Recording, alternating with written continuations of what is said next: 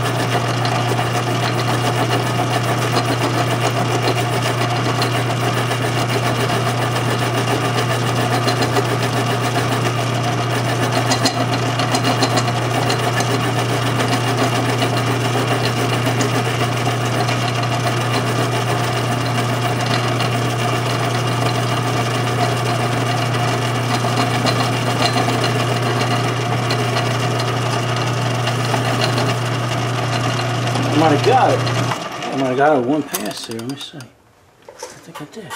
No, nah. Oh, so close. Oh, so close.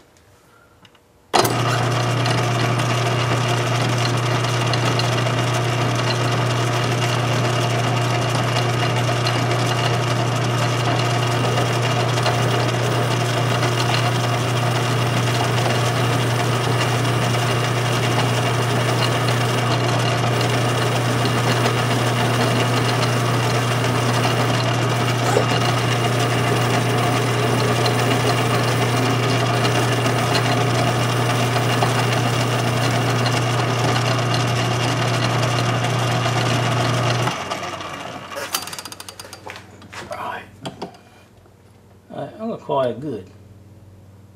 Alright, I'm going to pop it out and spin these around here.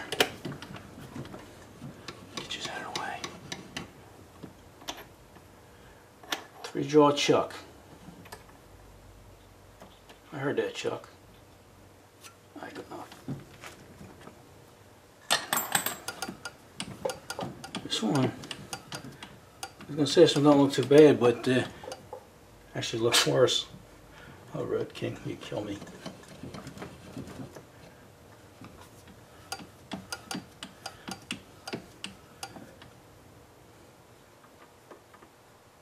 Alright, let's go. Let's try that.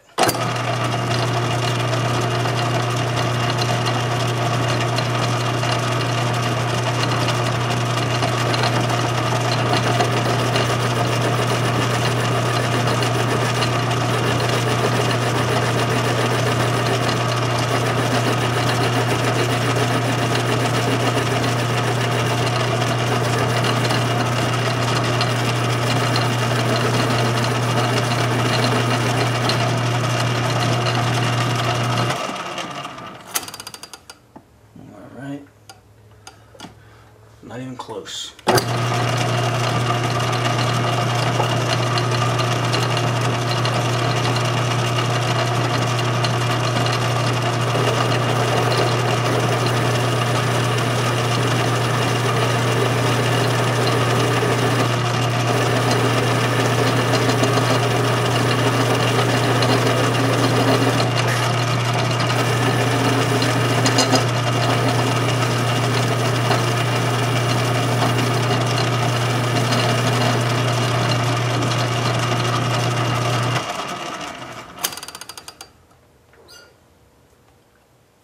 Actually, I think I got it. Okay, I got it. Alright, now I'm just gonna bore the center out to fit them bearings. I think I might come in. I don't know what a boring bar is. I don't know where I might put that, so I think I might just go on a regular bit. Alright, I'm gonna shut you guys down and switch this tooling around a little bit. Alright, I got you guys set up. Sometimes I can't get the best angle for you, you know. I'm in a tight corner here. I got the coupe behind me, and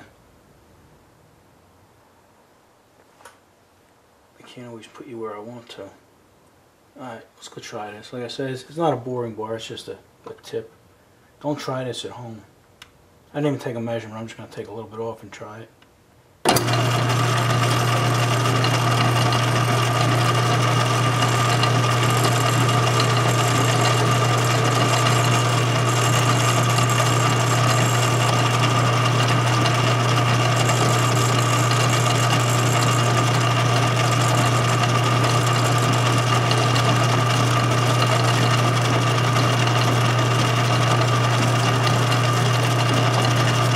Ever so little bit. But like I say, they were pretty close.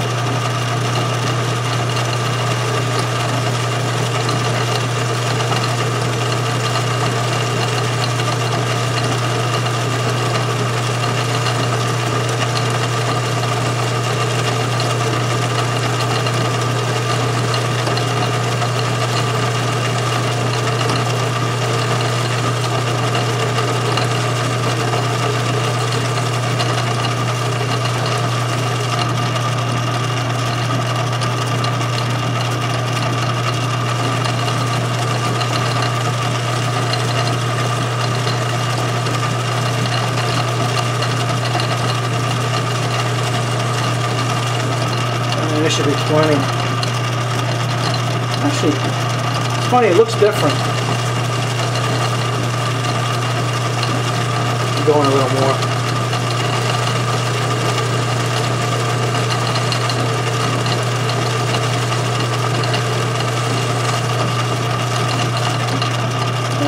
That should be plenty. Let me roll back a little bit and check it for size. Let's see. It wasn't that much to have you taken off.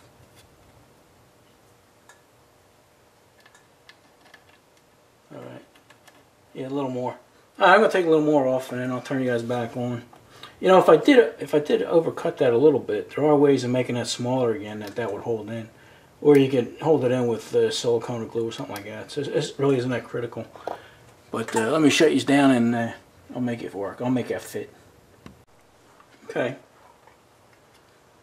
And that way it fits perfect. Don't even have to be pressed in. I mean, it fits perfect. There we go. Like I say, I can hold that. There's ways of making that small, you know, with you know, tapping it inside there with a chisel and knurling it and stuff, and then that would hold it in place. But or you could glue it, epoxy it, or anything. There's a dozen things you can do. So we're happy with that. And I'm gonna turn around and do the other side. Maybe we'll try and do it a little better. Remember, we're not machinists. We just play one on YouTube.